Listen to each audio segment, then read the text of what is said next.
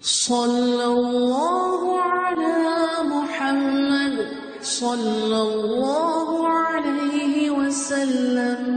اعوذ باللہ السمیع العلیم من الشیطان الرجیم، بسم اللہ الرحمن الرحیم، والصلاۃ والسلام علی رسول الکریم۔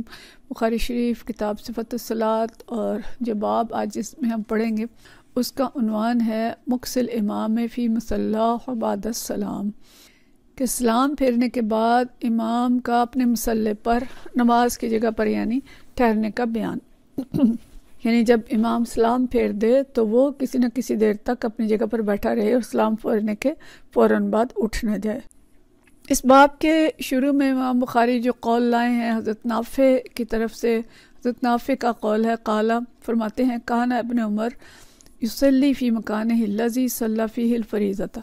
کہ ابن عمر جو ہیں وہ یعنی حضرت عبداللہ بن عمر رضی اللہ تعالیٰ عنہ اسی جگہ پہ نفل نماز پڑھتے تھے جہاں آپ نے فرض پڑھے ہوتے تھے، صلی فیہ الفریضۃ۔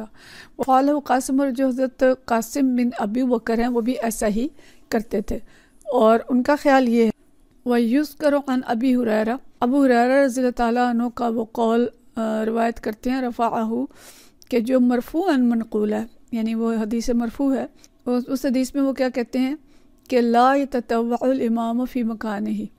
کہ کوئی امام جو ہے اپنی جگہ پر نفل نہ پڑھے۔ امام بخاری کہتے ہیں وَلَمْ يَصِحْ، یہ حدیث صحیح نہیں ہے، مطلب وہ بھی ایک حدیث ہے اور مرفوع روایت ہے، لیکن وہ امام بخاری کی شرائط پر پوری طرح نہیں اترتی، لہٰذا امام بخاری کو حضرت عبداللہ بن عمر کے عمل سے، حضرت نافع کے اس قول سے زیادہ اتفاق ہے کہ امام جو ہے وہ جہاں فرض پڑے وہاں نفل بھی پڑھ سکتا ہے۔ اور ان کے خیال میں جو حضرت ابو ہریرہ کا جو وہ حدیث لائے ہیں، ان کے خیال میں وہ حدیث جو ہے صحیح نہیں ہے، اگرچہ وہ صحیح ہو بھی لیکن وہ امام بخاری کی شرائط پہ پوری نہیں اترتی۔ تو امام بخاری کی رائے یہ ہے کہ وہ اس مقام پہ نفل پڑھ سکتا ہے، لیکن جو دیگر جگہوں پہ حدیث آتی ہیں، مختلف روایات ہیں کہ حضرت عمر رضی اللہ تعالیٰ عنہ نے اس شخص کو بٹھا دیا، ایک شخص جو تھا وہ فرض نماز پڑھنے کے بعد وہیں سنتیں پڑھنے کے لیے کھڑا ہو گیا، تو حضرت عمر رضی اللہ تعالیٰ عنہ نے اس کو بٹھا دیا اور فرمایا کہ فرض اور نفل نماز میں وقفہ ہونا چاہیے، اور وقفہ جو ہے وہ یعنی وقت کے لحاظ سے بھی اور مکان کے لحاظ سے بھی، یعنی اسی جگہ پہ جہاں فرض پڑھیں یہیں پہ نفل نہ پڑھو، اور دوسرا یہ کہ تھوڑے سے وقفے کے بعد پڑھو۔ بہرحال یہ دو آراء جو ہیں موجود ہیں، جس میں امام بخاری جو ہیں وہ اس رائے کے قائل ہیں کہ امام نے جہاں فرض پڑھے ہوں وہاں نفل بھی پڑھ سکتا ہے۔ حدیث ہے 812، اور یہ حدیث جو ہے یہ اس کے مختلف راوی ہیں، شروع میں بھی اور آخر میں بھی اس کے طویل 2-3 سندیں جو ہیں وہ بیان کی گئی ہیں۔ میں شروع والی پڑھوں گی اور آخر والی کا صرف ہم حوالہ دے دیں گے۔ تو یہ حدیث جو ہے زہری سے، حدثنا زہری عن ہند بن حارث عن ام سلمہ، ہند بن حارث جو ہیں ام سلمہ رضی اللہ تعالیٰ عنہ سے روایت کرتی ہیں، ان النبی صلی اللہ علیہ وسلم کان اذا سلم، نبی کریم صلی اللہ علیہ وسلم جب سلام پھیرتے تھے، یمکث فی مکانہ یسیرا، تھوڑی دیر کے لیے اپنی جگہ پہ ٹھہر جاتے تھے۔ یہ حدیث بھی ہم پیچھے پڑھ چکے ہیں اور اس کا یہ کچھ حصہ ہے۔ قال ابن شہاب، ابن شہاب کہتے ہیں فنورا واللہ عالم، وہ کہتے ہیں کہ میری اللہ ہی بہتر جانتا لیکن میری رائے ہے، یہ ہمیں لگتا ہے۔ تو ابن شہاب یہ کہتے ہیں کہ فنورا واللہ عالم، ہمارا خیال ہے لیکن اللہ ہی بہتر جانتا ہے، لکی ینفذ من ینصرف من النساء، کہ نبی کریم صلی اللہ علیہ وسلم اس لیے رک جاتے تھے کہ عورتوں میں سے جنہوں نے جانا ہو وہ چلی جائیں۔ وقال ابن مریم، اور ابن مریم کہتے ہیں اخبرنا نافع بن یزید، کہ نافع بن یزید نے مجھے یہ خبر دی، قال اخبرنی جعفر بن ربیہ عن ابن شہاب، کہ جعفر بن ربیہ نے یہ بتایا کہ انا ابن شہاب کتب علیہ، کہ ابن شہاب نے ان کی طرف لکھا، یعنی انہیں یہ لکھ کے بتایا کہ حدثتنی ہند بنت الحارث الفراسی، کہ یہ خبر جو ہے مجھے ہند بن حارث الفراسیہ نے یہ حدیث بیان کی ہے، عن ام سلمہ سے، زوج النبی صلی اللہ علیہ وسلم سے، وکانت من صواحبتها، اور یہ جو تھیں یہ ام سلمہ کے صاحبات میں سے تھیں، یعنی ان کے ساتھ رہنے والے یا ان کی دوست یا ان کی سہیلیاں یا ان کے محفل میں بیٹھنے والی تھیں۔ قالت، فرماتی ہیں کان یسلم فینصرف النساء، کہ نبی کریم صلی اللہ علیہ وسلم جب سلام پھیرتے تو رسول اللہ صلی اللہ علیہ وسلم کہ جو عورتیں تھیں وہ چلی جاتی تھیں، فَيَدْخُلْنَ بُيُوتَهُنَّ، وہ اپنے گھروں میں پلٹنے سے یعنی عورتیں واپس اپنے گھروں میں داخل ہو جاتی تھیں. فَيَدْخُلْنَ بُيُوتَهُنَّ مِنْ قَبْلَ أَنْ يَنْصَرِفَ رسول اللہ صلی اللہ علیہ وسلم، کہ جب تک نبی کریم صلی اللہ علیہ وسلم فارغ ہوتے تھے تو اس سے پہلے عورتیں جو تھیں اپنے گھروں میں داخل ہو جاتی تھیں. یعنی وہ بیان یہ کر رہے ہیں کہ نبی کریم صلی اللہ علیہ وسلم اتنی دیر رکتے تھے جب تک کہ عورتیں اٹھ بھی جائیں اور اپنے گھروں میں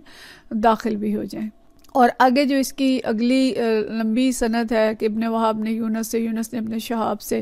اور انہوں نے ہند الفراسیہ سے، پھر انہوں نے عثمان بن عمر سے، انہوں نے یونس سے، زہری سے، اور وہ ہند الفراسیہ بھی ہیں اور دوسری جگہ پہ ان کو ہند القریشیہ بھی کہا جا رہا ہے. بہرحال یہ طویل آگے سند جو ہے اس کی حدیث کی جو مضبوط، اس کو اور مضبوط کر دیتی ہے کہ اس کو اور راویوں نے بھی مختلف ترک سے روایت کیا ہے. تو حدیث تو اصل میں اس کا مقصد یہ ہے کہ امام جب سلام پھیر دے تو امام کو چاہیے کہ کسی نہ کسی حد تک وہ اسی مقام پہ برقرار رہے اور نماز پڑھنے کے بعد فوراً وہاں سے چلا نہ جائے. لیکن اس کے ساتھ ساتھ جو دیگر چیزیں ہمیں اس حدیث سے پتہ چلتی ہیں، اس میں ایک بڑی خوشائند بات یہ پتہ چلتی ہے کہ حضرت ام سلمہ رضی اللہ تعالیٰ عنہا جو ہیں، اور اس سے پہلے ہم یہ بھی جانتے ہیں کہ عائشہ رضی اللہ تعالیٰ عنہا اور دیگر امہات المومنین بھی، کہ نبی کریم صلی اللہ علیہ وسلم کے بعد بھی ان کے یہ جو سلسلہ تھا تعلیم و تعلم کا یہ جاری رہا. اور اس سے یوں لگتا ہے کہ ان کی جو صاحبات یا ان کے ساتھ رہنے والی خواتین تھیں وہ بھی یعنی عالمات بن چکی تھیں، اور انہوں نے بھی بعد میں حدیث بیان کی کہ ان کی ایسی یا تو محفلیں ہوتی ہوں گی جس میں آ کے خواتین بیٹھتی تھیں اور دین سیکھتی تھیں، اور دین سیکھ کے پھر جا کے آگے سکھاتی تھی. تو ہمیں اسے ایک بہت تسلی ملتی ہے کہ خواتین بھی دین کا کام اسی طرح سے کر سکتی ہیں اور انہیں کرنا چاہیے جیسے کہ مرد بھی کرتے تھے. اور یہ بھی یہاں سے پتہ چل رہا ہے کہ یہ جو ہند بن حارث فراسیہ ہیں، ان سے جو حدیث روایت کر رہے ہیں یہ زہری کر رہے ہیں. تو مطلب یہ ہے کہ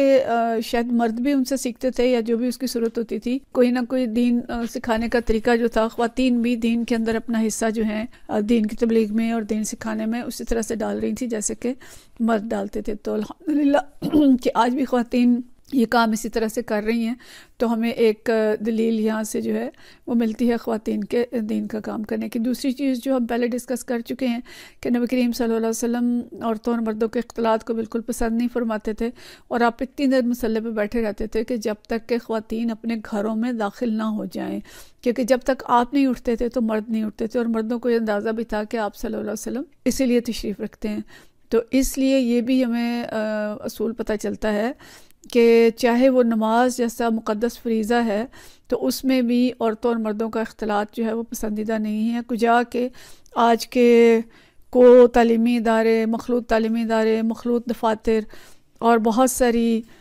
جو تہذیب ہے ہماری وہ اختلاط کا شکار ہو چکی ہے. تو دونوں چیزیں جو ہیں ان کو ہم ذہن میں رکھیں. اور اصل میں لیکن جو باب امام بخاری لائے ہیں وہ امام کے بیٹھے رہنے کا باب ہے. تو اللہ تعالیٰ ہمیں ان مسائل کو سمجھنے کی اور ان پہ عمل کرنے کی توفیق عطا فرمائے. وآخر دعوانا ان الحمدللہ رب العالمین.